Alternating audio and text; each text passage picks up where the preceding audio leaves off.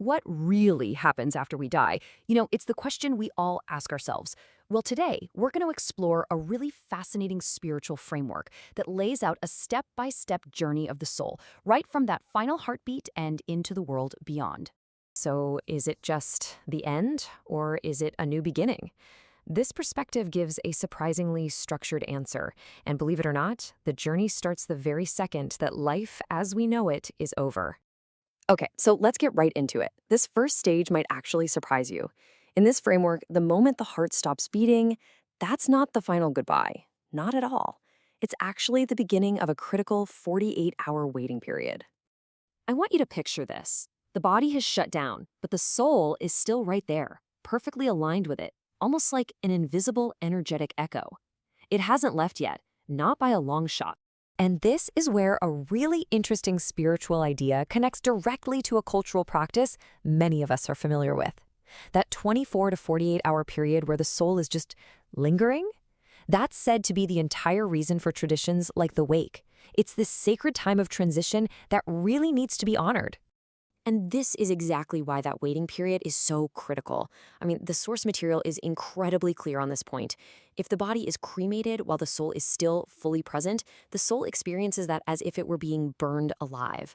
It's a profound and terrifying experience that this waiting period is specifically designed to prevent.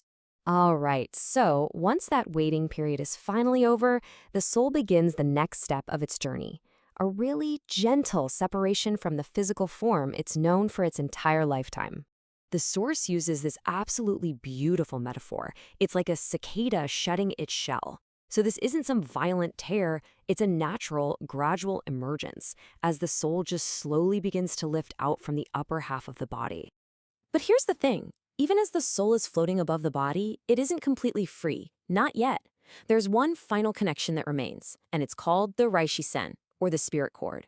It's literally the last tether to the physical world. It's only when this cord finally snaps. That is the moment of final, irreversible death in this spiritual framework. The connection is broken for good, and the soul is now truly separate, and it's ready for the next stage of its journey. So now that the soul is truly free, where does it go? What does it see? Well, it's not just some empty void. There's actually a very structured orientation process waiting for it. Can you imagine the disorientation?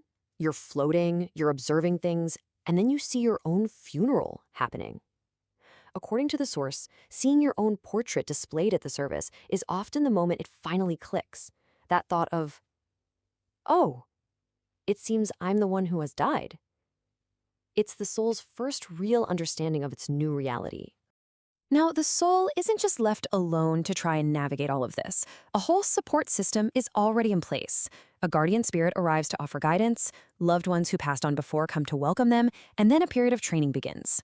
This welcome committee has really clear roles. The guardian spirit is kind of the official guide, your loved ones act as mentors and senior guides, and the training is there to help the soul get used to life without a physical body. Okay, so this whole orientation process eventually leads to a much, much bigger question that underpins this entire worldview. What or who is God? Because according to the source, the single word we use actually refers to two very different concepts. And this distinction is absolutely crucial. On one hand, you have high-level spirits. These are beings who were once human but achieved profound spiritual wisdom. Think of figures like Jesus or Buddha. Then, on the other hand, there is the Creator, a cosmic force that was never human and is the source of all existence.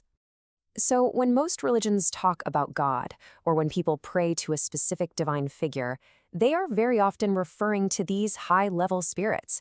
They're the divine teachers, the guides for all of humanity. But beyond these amazing spiritual guides, there's that second, more ultimate concept, the Creator. And this exists on a level far beyond human form and our everyday experience.